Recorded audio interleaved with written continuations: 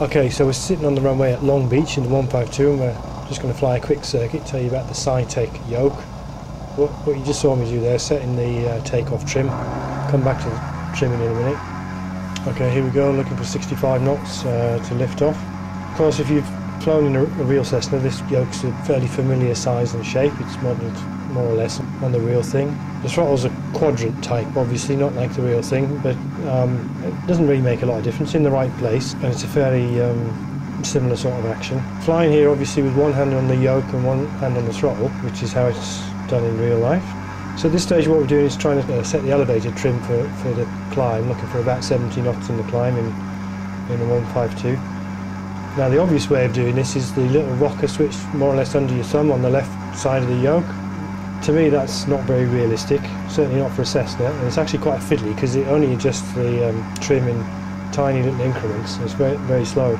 The Cessna in real life's got an analogue trim control, which is the big knobbly wheel in the bottom centre of the console. The good news is you can assign elevator trim to use one of the levers on the quadrant, and if you've bought a second quadrant you can still have prop control and mixture control if you fly more realistically.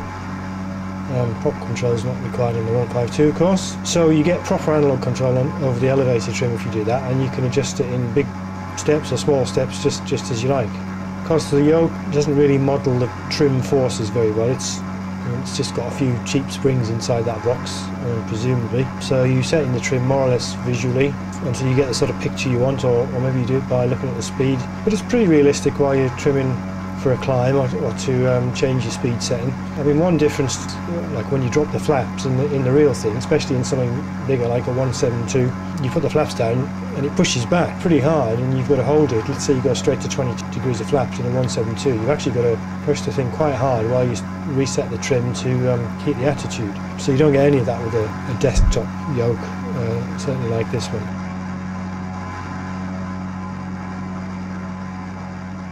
I mean, I haven't said much about the buttons. Obviously this thing's got lots of programmable buttons, as do most yokes and joysticks you can buy. You notice I've not been using the hat switch to rotate the view or anything. I've actually got track IR on here and it's moving the view with my head, which is a much better, much more realistic way to do it. But you can set the buttons to be pretty much what you want. Much more importantly, the levers on the quadrants, you can set them to be, well, if you've got this single quadrant that comes with the yoke, you probably want them for throttle, mixture if you don't use auto mixture, and prop pitch control if you want to fly a variable pitch. I actually went out and bought an add-on yoke, which is, I don't know how many of these you can put on, but connect by USB, so I suspect you can put on as many as you want. So I can use the elevator trim, as I suggested. Some people put the flaps on a lever, and I don't really see much of a need for that. If I want to fly multi-engine, which I haven't really done much of, I can set that up. I could have 2 engines. If I want to go to 4 engines, need slightly more levers for that.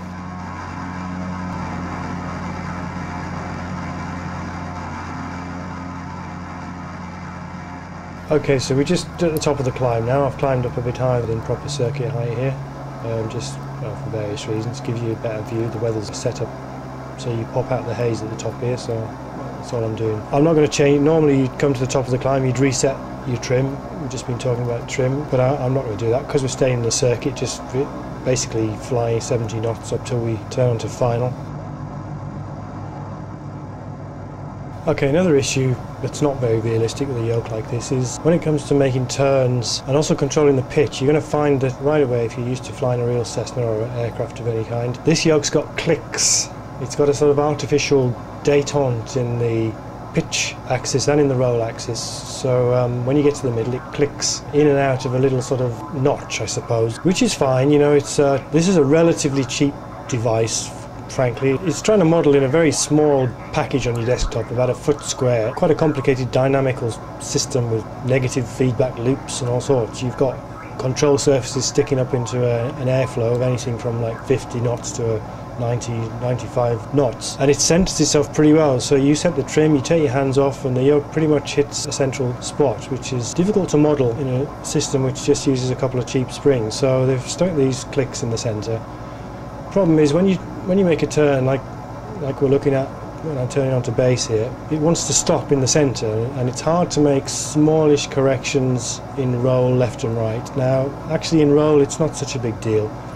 When you get close to touchdown, or actually in a turn, one of the things very important to do in the turn, if you don't want to lose altitude, is to hold back slightly on the yoke. That's kind of difficult with a yoke like this, because you want to hold back very slightly, and it doesn't want to come out of the click unless you give it quite a large deflection. So, I mean, a way around that is to play with the sensitivities of the controls, wind down the sensitivities, so you actually have to pull it back quite a way. Maybe that's more realistic anyway.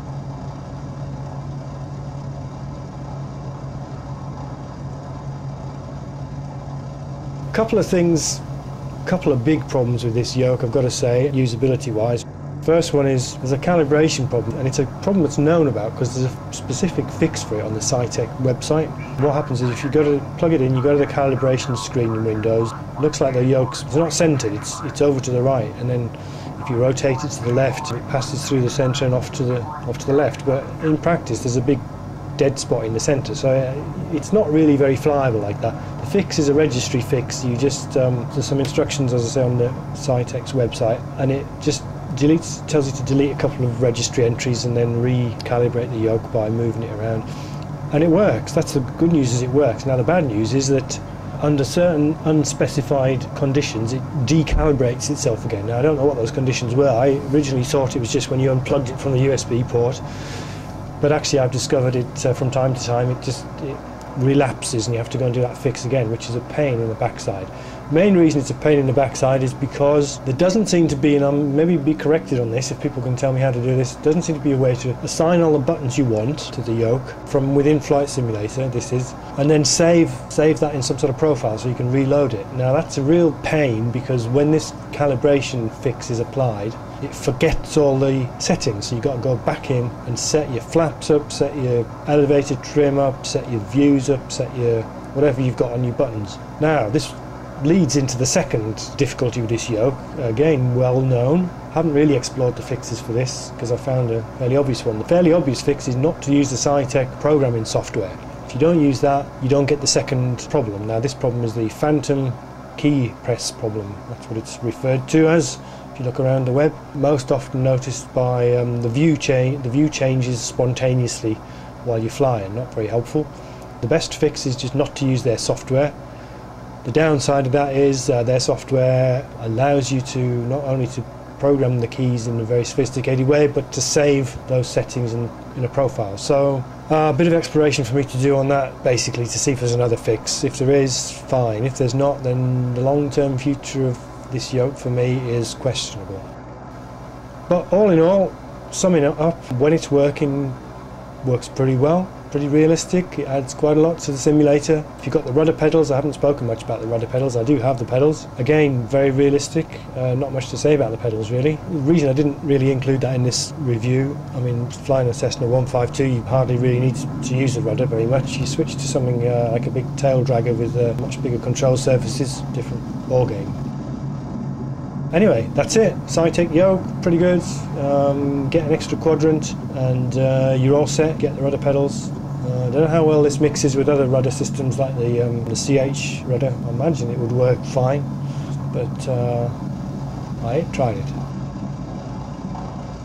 So that's it. Hope you found this helpful.